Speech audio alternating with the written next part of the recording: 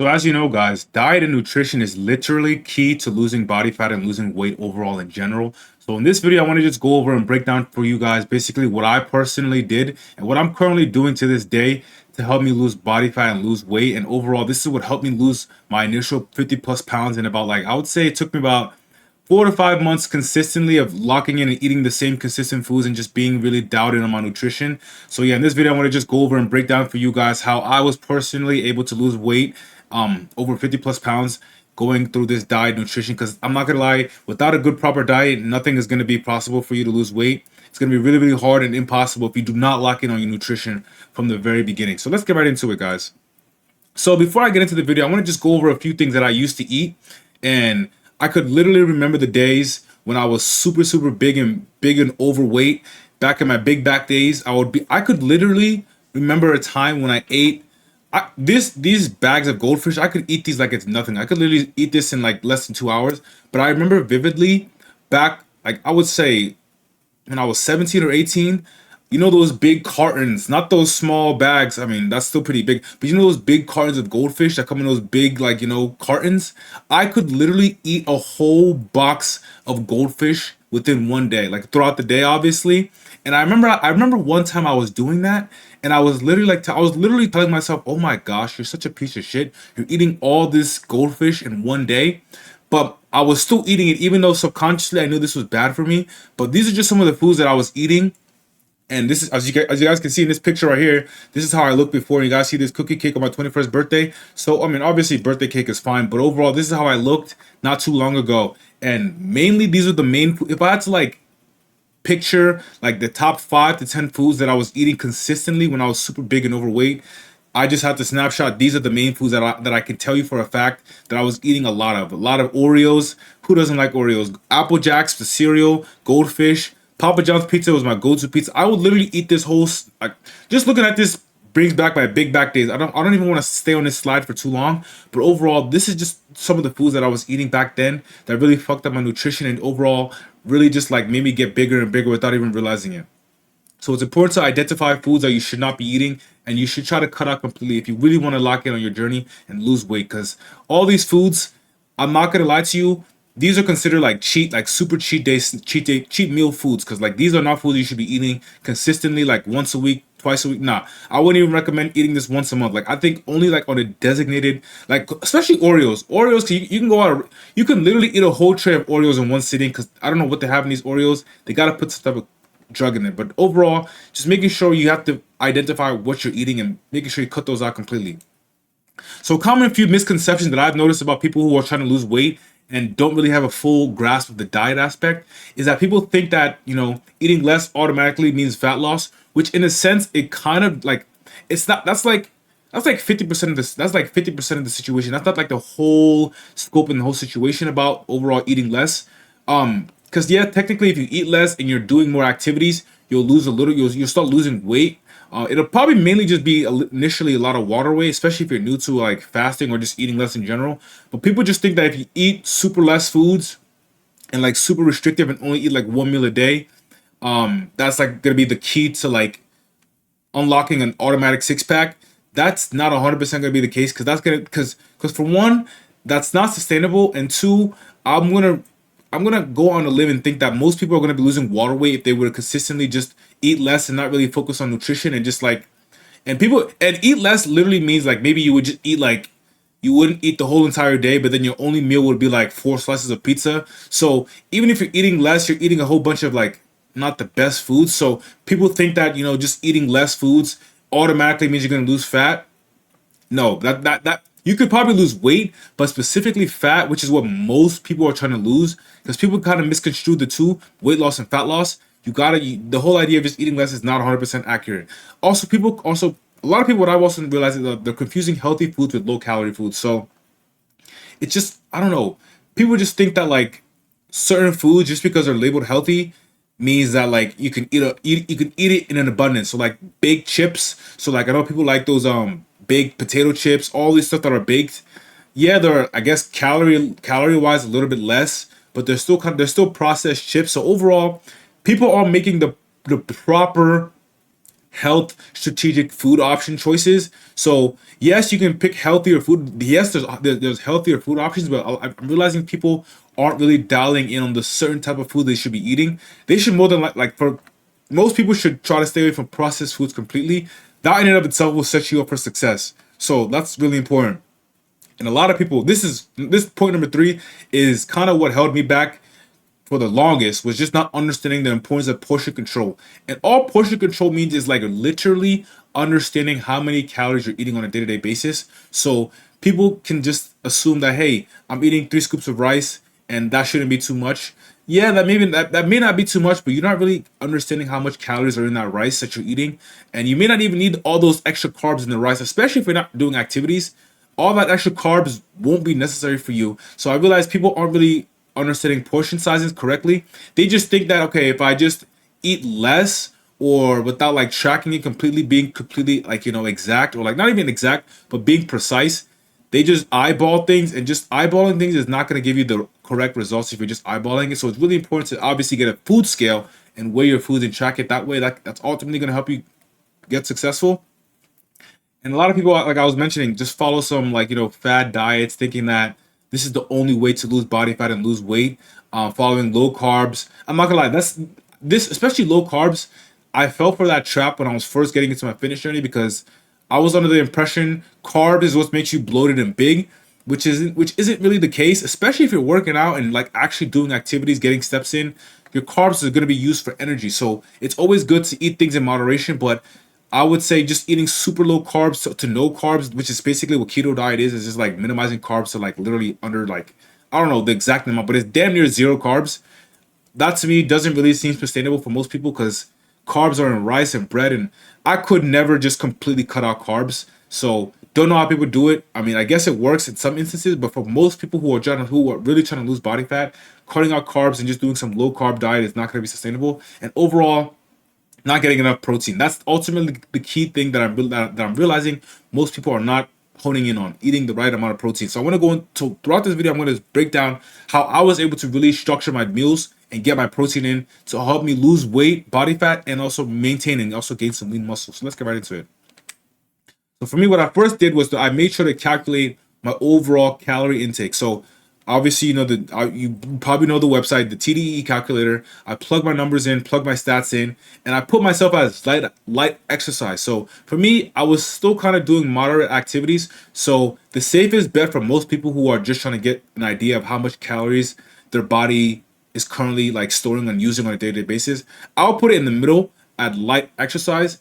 And as you guys can see, for me, my overall calories, and you see my weight back there was 270. So for me to maintain 270 pounds, all I would need to do is continue to eat around 3,100 calories every single day, and I will literally stay that same 270 pounds. So obviously, if you want to lose that 270 pounds, I will need to be in a calorie deficit. So for me, in the bottom, as you guys can see on the cutting section, it says for me to lose weight, I would need to eat around 2,600 calories. So for me, that's a good starting point, and most people, that's a good starting point.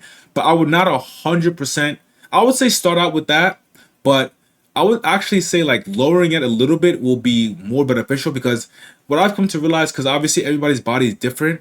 So just taking that 2,600 with a grain of salt and just sticking with that for like the entire diet process won't be the most optimal. So that's a good starting point. I would say this calculator is a really good starting point, but to really understand your personal body preference and like your overall body type and know what you would need to be eating on a day-to-day basis to lose weight, you may need to tweak that number and go lower. So for me, 2,600 was still a lot of food for me. So I was eating around, especially early on in my cutting phase, I was eating around like 2,400 calories. So I wasn't eating 2,600 calories because I realized it wasn't really, my rate of fat loss wasn't really at the rate I was looking for. So just making sure you're aware of like, yes, use the calculator, but obviously different factors may tweak your numbers. So just make sure you'll just, I would say the 2,600 is like a cap. Don't go past whatever you calculate. You can obviously go lower if you're trying to lose weight. So making sure you get a calculator, you calculate that. That's what I did to make sure I knew what I was eating on a day-to-day basis.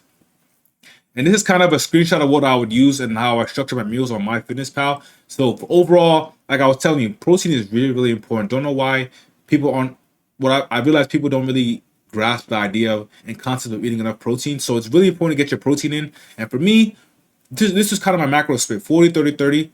Some days I'd go a little bit more on protein. But overall, as you guys can see, I'm eating about like, even to this day, I'm still doing this right now. A lot of my foods are coming from protein, carbs, and fat. I have a really good overall distribution of all my macros, but obviously protein is a little bit more. But just overall, this is kind of what I'm eating on a day-to-day basis to get my to help me get lean and cut. So it's really important to have a good macronutrient structure.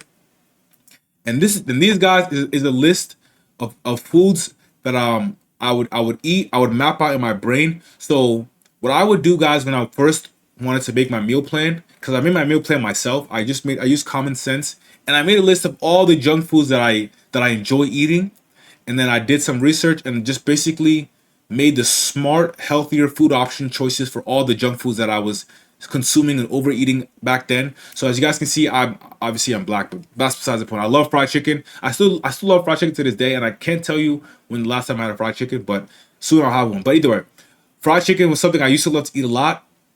Obviously, it's not healthy for you, so the best alternative would be grilled chicken. If you're cooking it right, it could taste damn near the same.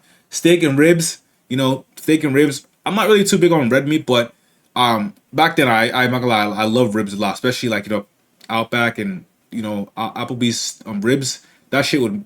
I'm not gonna lie, I probably would be dead if I was still eating the way I was eating back then. I'm not gonna lie, because I was eating a lot of ribs. But either way, I would make sure if I was to eat ground beef, or if I was to eat ribs, I would go to a leaner ground beef choice, either 93. They don't have 90. They don't even have 99 ground beef. I meant to put 98. I think 97, whatever. But I will pick either the leanest ground beef.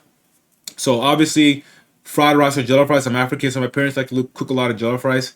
Has a lot of different oils and like a lot of not too healthy stuff. And to substitute that, I would just make regular parboiled white rice or jasmine rice. And the key, guys, to make the rice seasoned really good is to put some Worcester sauce. That's the key for me. At least that's what I did. So for me, also, instead of eating regular bread, Dave's Killer Bread, my personal preference is this bread is really the best for like overall. This is the best bread. So if you guys are looking for a bread alternate from your regular breads, Wonder Bread, whatever bullshit breads you guys are eating, I'd recommend this Dave's Killer Bread.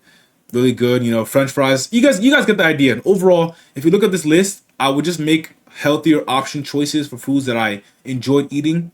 So I wouldn't completely negate them and like completely cut them out of my whole entire diet. I would just make alternative, healthier and smarter option choices. And obviously at the bottom, eggs and tuna. I used to love eating them when I was fat, but obviously I got to eat them more in moderation now that I'm trying to cut. And pancakes, I'm not gonna lie, I can't tell you the last time I had a nice, delectable pancake.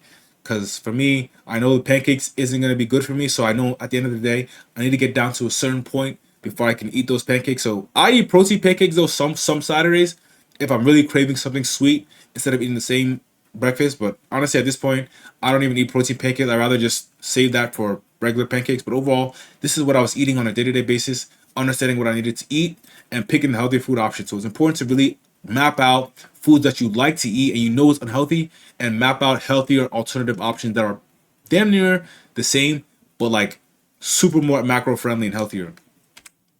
So like I was mentioning, after I was able to pick out the foods that I like to eat and map it out into a healthier version, I would then also meal prep and break them down into at least 4 meal structures. So I realized for me, since I'm a bigger guy, my natural big bag tendencies, I can't go without eating for at least 3 to 4 hours. I need to be eating something or snacking on something. So what works for me now is this 4 meal structure at least. So that's why I broke it up into breakfast, lunch, dinner, and pre-workout snack is usually what I'm doing. So at least for most people, especially guys starting out on the bigger side, guys, you do not want to do intermittent fasting because that shit is not sustainable. Because you guys will realize when you're taking this shit serious, you're gonna have to be cutting for months. So if you're gonna be doing this for months, guys, you need to make it sustainable for those months. And intermittent fasting for months, I do not see how that's feasibly possible, especially for bigger guys and bigger people in general. They can't. I don't see how you can make that 360 switch to eating a whole bunch of food throughout the day to just like now cutting it to like intermittent fasting. That's crazy to me. So I'll make sure I meal structure my meals properly and have good meal windows to help me curb that potential cravings of foods. And yeah, it's important to do that. So this is kind of a simple meal plan that I currently follow to this day that's helping me lose weight. So for me, like I was mentioning, eggs, Dave's Killer Bread, and some grapes. So some good proteins and some good carbs in the morning. Lunch, pretty basic potatoes, ground beef. Dinner, kind of the same thing, just chicken breast at the with that, and also egg on top of that. So this is a full meal, and this is around 2,300 calories. This is kind of what I'm at right now, the 2,300 calorie range. I may drop my calories down a little bit more down the line, but for me, this meal structure has helped me currently cut even more than I'm like it's helping me cut even more weight than like what I'm at right now. So overall, it's really important to have a good meal structure and follow the meal plan.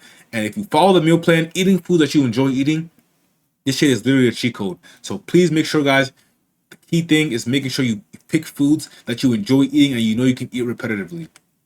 So like I was mentioning, breakfast, it would either be this is early on in my journey. I was eating another Dave's Killer bagel, some egg whites, some eggs mixed with egg whites and ground turkey, tuna. So these are just food options that I'd eat. And on the side you can see some recommendations, but you can never go wrong with ground turkey. Eggs are going to be important because they're satiating, especially early in the morning.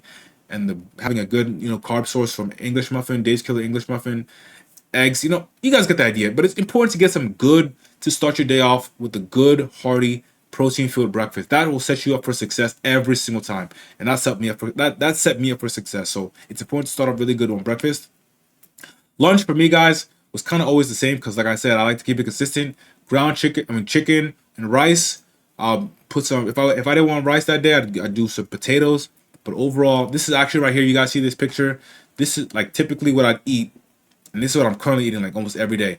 I have a bottle of the zero sugar Snapple, which is literally a cheat code hack. This literally tastes 95% like regular Snapple, but like 2% of the calories. This only has like 10 calories. A regular Snapple bottle has like 120 calories. So you could drink like 10 of these and still be in a good spot. Obviously, I wouldn't recommend that, but you guys get the idea. Some chicken, some rice, and some vegetables. I don't really like frozen vegetables that much. So for me, I like lettuce. So this lettuce helps give it volume. Even some more lettuce on the side. So this is also another cheat code. Volume eating. So if you guys are weighing your food and the portions isn't the best, and you're gonna be hungry, just add a whole bunch of lettuce to it. That helps me curb my cravings, and that helps me become really full. And Fit Crunch Bar, guys. This meal right here, I don't care how big of a person you are. If you ate this for lunch every day, there's no way you'd be hungry because this shit is filling so crazy. So make sure you meal structure your meals properly. Pick good food choices and add greens or some type of greens or lettuce to give you the extra volume of food. Trust me, guys, this shit's key. And for dinner, same thing. You guys see I have a whole bunch of meal prep containers. At this point, I'm kind of crazy at this point. I meal prep for 2 weeks now at this point. But either way, guys, like I said, same thing with lunch. Just switch up the protein a little bit. If I didn't want chicken for lunch and dinner, which is kind of crazy, I do ground beef, ground chicken, whatever it is, and always have the same. My carbs are usually the same at this point, either potatoes or rice. That's kind of like my two carbs that I just rotate for lunch and dinner.